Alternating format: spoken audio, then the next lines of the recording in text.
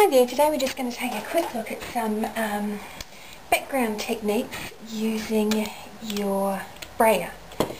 So to start off with, I've got a piece of glossy cardstock and I'm going to just create this sort of sunsetty sort of background here.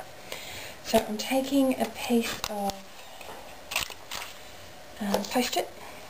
I'm going to pop that up there for my moon. I've got my brayer and using some saffron, pumpkin pie and tangerine tango. I am going to ink up my brayer, just going all the way around, and on this using the saffron I'm doing it all over the brayer. So we're going to go from lightest to darkest ink. So after the saffron I'm going to the pumpkin pie, and I'm going to leave a little bit at the end and just work my way up with the pumpkin pie there. Then with our darkest colour, the tangerine tango, I'm going to go a little bit higher up there. Okay, so we've got the saffron starting at the bottom, the pumpkin pie through the middle, and the tangerine tango at the top. Alright, so once we've got our brayer inked up, we're just going to roll along the top of our card, and that went a little bit haywire, but not to worry because mistakes happen and we can fix that. So then I'm going to take my aqua painter and I'm just going to smooth those colours out. Actually, I might need to do a bit more over there. That's easy fixed. So we're going to just clean it off a little. Start with the saffron again. Adding the pumpkin pie, and you can see that it's really quite a quick technique. And going with the tangerine tango. Now, I call this kind of arty, so it doesn't really matter. I'm not measuring to make sure that I've inked in the right places again or anything like that. So that sort of fixed up my little mistake from before.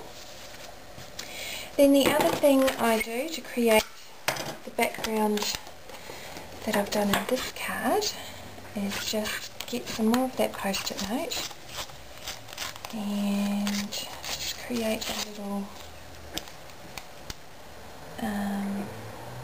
shape. Pop that down there. Then I'm going to grab a sponge, and Paula from our team, she's the sponging queen. She has shown us the great things that you can do with sponges. So I'm just going to get some ink on that sponge, and by having that post-it note in place, it just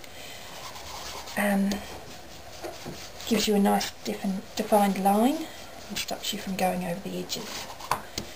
Alright, so starting with a bit of Kiwi Kiss, starting off light and always working to your darker colours.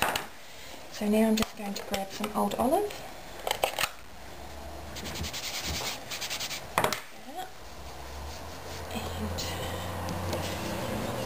those edges. And with the glossy cardstock it's really nice and smooth and easy to swish around on your paper. Okay, so that'll do. I'll tear that off and see how it's looking. So there we have our sunset over the meadow, shall we call it. Right, I'll just peel the post-it off.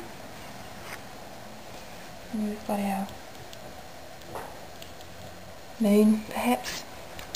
Right, so that is one way of using your brayer.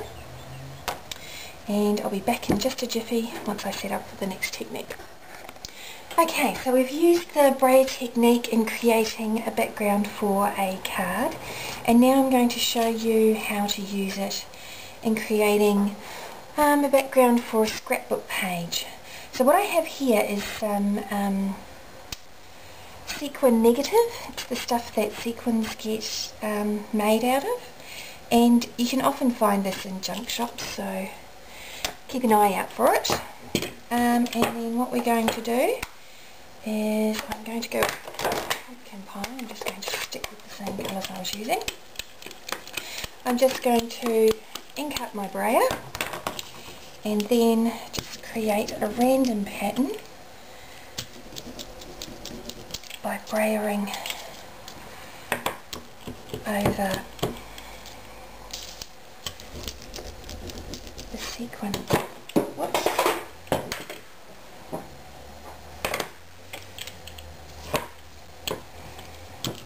And the great thing about this particular technique is that it's quite distressed, and so you can be random about it.